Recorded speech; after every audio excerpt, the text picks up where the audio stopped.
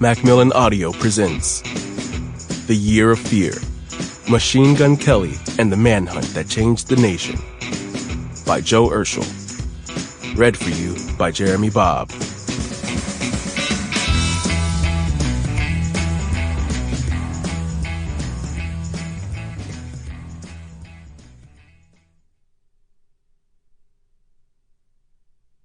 Author's Note.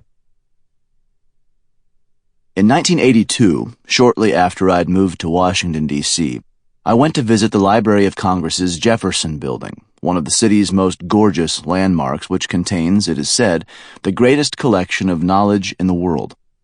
The LOC had just recently converted its famed collection cataloging system, the one J. Edgar Hoover had learned during his brief stint there as a clerk early in his career, into a searchable computerized database, something that was quite novel and innovative at the time. Out of curiosity, I went to the keyboard and typed in my last name. A simple Google search today would now reveal hundreds of hits, but back then, in the early days of the digital revolution, the LOC's computer index turned up only one: Charles Urschel, kidnapping victim. And there was one book in which he was noted prominently. It was E. Kirkpatrick's first-hand account, Crime's Paradise, the authentic inside story of the Urschel kidnapping, published in 1934.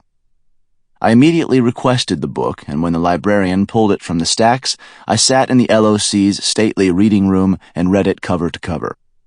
Only members of Congress and staff can actually check a book out of the LOC.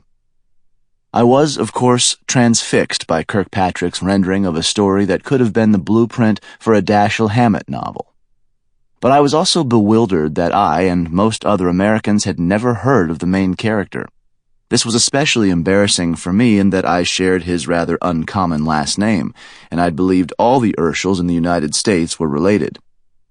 Everyone seemed familiar with the name of Urschel's kidnapper, the notorious George Machine Gun Kelly, even if they knew nothing about his biggest crime.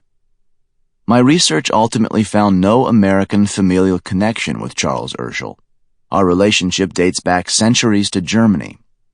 My interest in his story, however, continued to grow as the years passed and the historical exploration into the crime wave of the 30s shed more and more light on the period and the fascinating men and women who made it so infamous.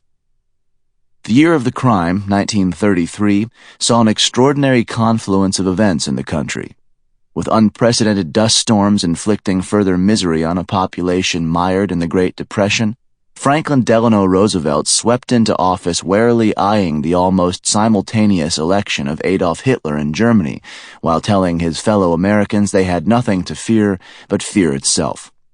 And while he was constructing a big activist federal government to address the nation's ills, another national industry was being launched to celebrate it.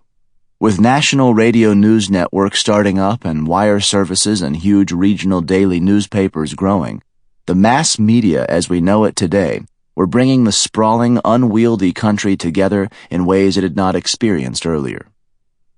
The Urschel kidnapping provided a captivating scenario that dominated the headlines and airwaves from New York City to San Francisco.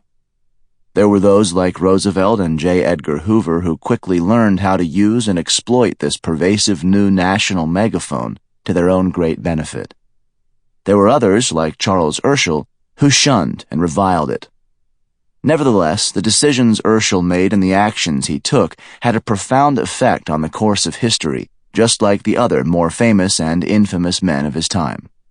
Had he not chosen the course of action he did, standing up to the threats of his captors and cooperating with the federal authorities, J. Edgar Hoover would have been denied the spectacular trial on which he launched his career, and George Kelly most likely would have remained in anonymity as a relative bit player in the saga of America's gangland. But that is not the way it happened. It happened like this. Introduction. The Call. As J. Edgar Hoover lay asleep in his home in the early morning hours of July 22, 1933, he was fitfully aware of the tentative hold he had on the job he had come to know and love. Sample complete. Ready to continue?